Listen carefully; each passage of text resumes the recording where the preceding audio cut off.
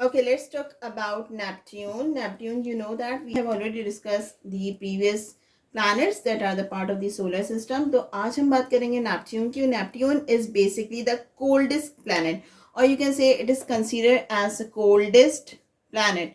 Now, it is so obvious why is it considered as the coldest planet, because it is the most farthest planet.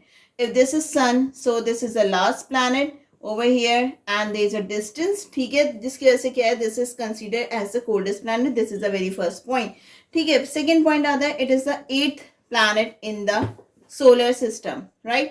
अब हम इसको कह सकते हैं this is the last planet, whereas it wasn't the last, it was the second last, but now it is last as Pluto is not considered as planet anymore. फिर हम कहते हैं कि farthest, we have already discussed why it is so farthest, because it is the last planet and this is quite far from sun. ठीक है, फिर हमारे पास आता है orbital period. First thing, what is orbital period? ठीक है, तो हम पहले इसकी बात करते हैं that what is orbital period. अच्छा, ऑर्बिटल पीरियड क्या होता है कि जो हम कहते हैं रेवोल्यूशन. रेवोल्यूशन क्या होती है? When the planet, if this is the sun and the planet is revolving around the sun, this is called revolution.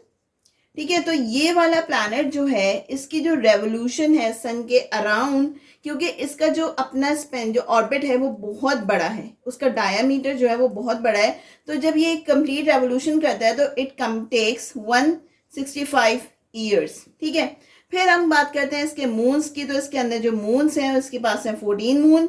फिर हम बात करते हैं कि इसका लार्जेस्ट मून का नाम क्या है. तो इसका जो लार्जेस्ट मून है हम उसे कहते हैं ट्राइटॉन, TRITON, राइट. फिर हमारे पास आता है कि भाई इसको डिस्कवर, इस प्लैनेट को डिस्कवर किया गया था, डिस्कवर्ड इन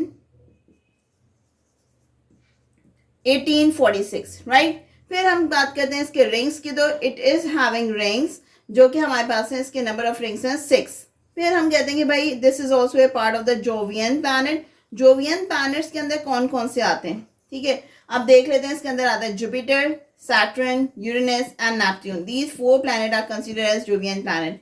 देन हमारे पास आते हैं कि भाई इस प्लैनेट की जो कंसिडर किया जाएगा एयर, मतलब उसमें अगर एक साल हम कंसिडर करते हैं कि हमारा एक साल जो है वो 365 डेज के, तो इसका एक साल जो है वो 165 अर्थ ईयर के बराबर है. यानी दुनिया में जब 165 अर्थ ईयर गुजर जाएंगे तो नेपट्यून अपना एक साल पूरा करेगा.